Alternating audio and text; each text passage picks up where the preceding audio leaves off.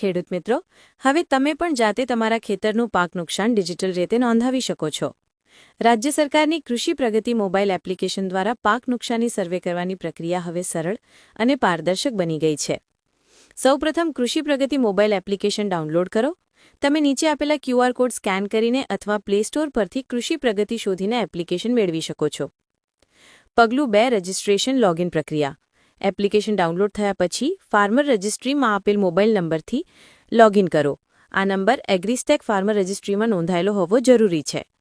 Login થયા પછી એપ્લિકેશનનું home screen જોવા મળશે. પગલું 3 પાક નુકસાની મૂલ્યાંકન શરૂ કરો.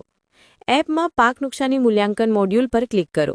અહીં તમારા ખેતરના સર્વે નંબર દેખાશે. જ્યાં નુકસાન થયું હોય તે સર્વે નંબરની બાજુમાં લાલ કલરમાં મૂલ્યાંકન શરૂ કરો બટન પર ક્લિક કરો. પગલું 4 ખેતર સીમા ચકાસણી. ખેતરનો સર્વે નંબર અને સીમા સ્ક્રીન પર દેખાશે. તેની ચકાસણી કરી આગળ પર ક્લિક કરો. ખાસ નોંધ, સર્વે કરતા વેળાએ તમે તે ખેતરથી 100 મીટરની હદમાં હોવા જરૂરી છે. પગલું 5 નુકસાનની વિગતો ભરો અને ફોટા લો. અસરગ્રસ્ત પાક ઉમેરો પર ક્લિક કરો અને પાક નામ, વાવણી લાયક વિસ્તાર અને અસરગ્રસ્ત વિસ્તાર દાખલ કરો. હવે 2 ફોટા લો.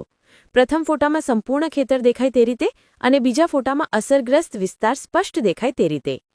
પગલું 6 સમગ્ર અને આંશિક નુકસાન વિવરણ. જો પાકનું નુકસાન આખા ખેતરમાં થયું હોય તો